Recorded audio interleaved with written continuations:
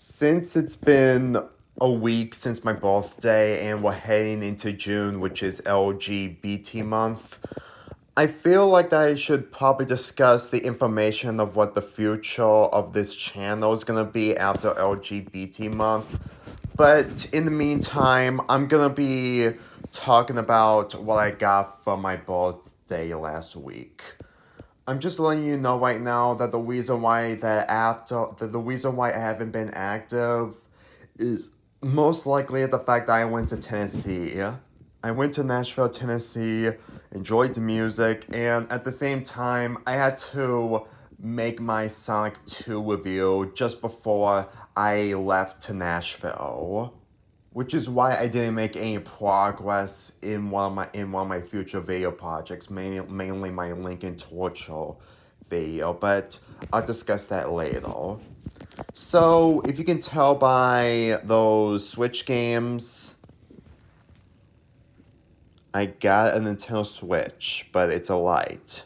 A Nintendo Switch Lite. I gotta be honest with you, I had zero plans into getting one of these because the Switch is nearly 5 years, it's more than 5 years old, 5 years old, and I know full well that Nintendo is going to make a newer system sooner than expected. But on the other hand, I really felt like that popularity of the Switch with the amount of units it sold, I really felt like that I might consider giving it more of a chance. I mean, I've already given it a chance by playing the games on it, but at the same time, believe me when I say this, is that being a bit late to a system like the Switch that is 5 years old is mostly the concerning part. Like, the games that I got were Zelda Breath of the Wild, if you can actually see what it is. It's blurry, I'm sorry, but it took me a difficult time to finding the first four shrines in that game, but it was mostly worth it. I didn't have the case of it, but at the same time, my brother gave me this, and it didn't came with a case. Not to mention that one of the games they traded in that I didn't want was Skyward Sword HT because I had the Wii version, and he's gonna give me Super Mario 3D All Stars containing Super Mario 64, Super Mario Sunshine, and Super Mario Galaxy. I may have Super Mario 64 on my Wii, but at the same time, I don't have Super Mario Sunshine. That's one of the reasons why I wanted to get the 3D All Stars game.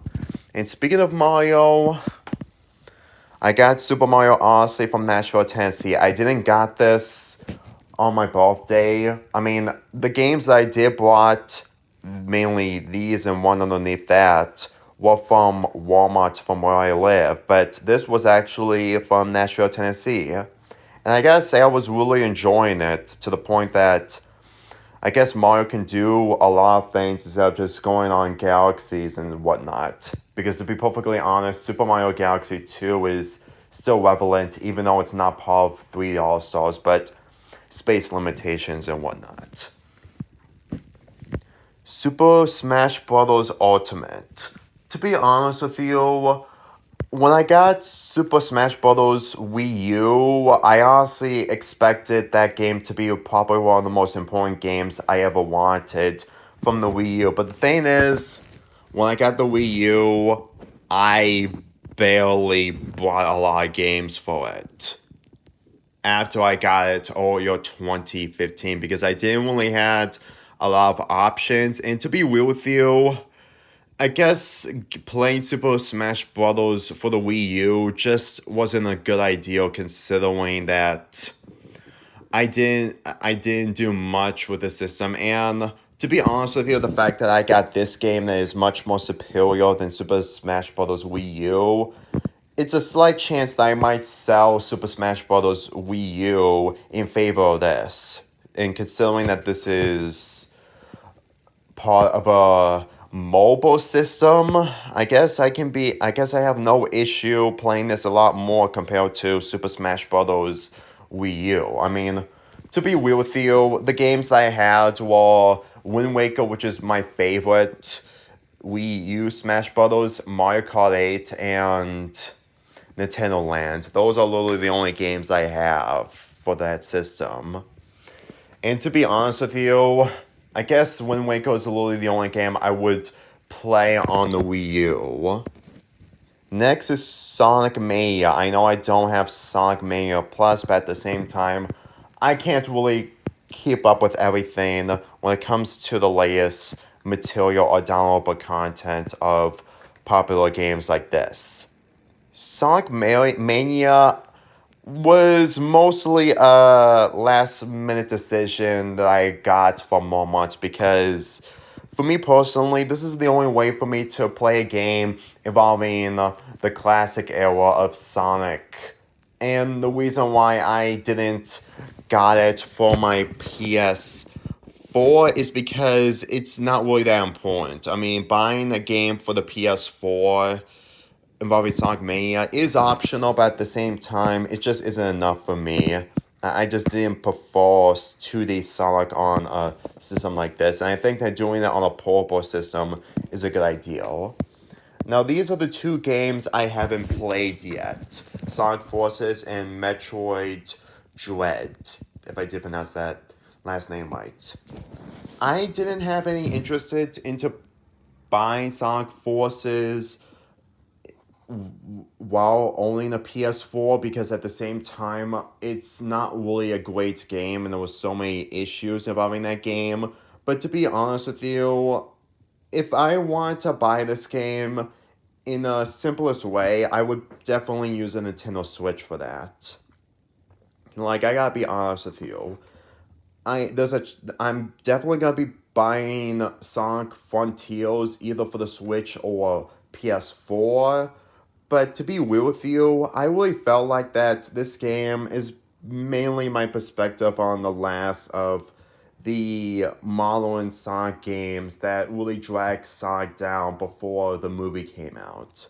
Like, to be real with you, 2017 was a really difficult year for Sonic. I mean, granted, Sonic may fixed it, but at the same time, it wasn't enough. And when it comes to Metroid Dread, I never played a Metroid game before, and since that this was along with my brother's gift as a birthday present, it's gonna take time for me to get used to this.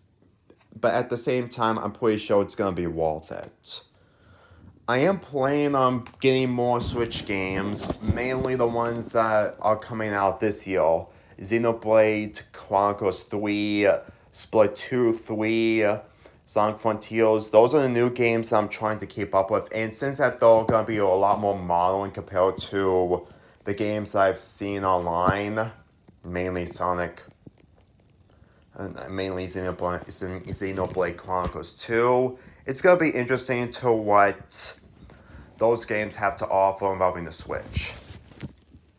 Next is the two PS4 games: Lego Star Wars The Skywalker Saga, along with two games in one: Steven Universe Save the Light and OKKO Let's Play Heroes.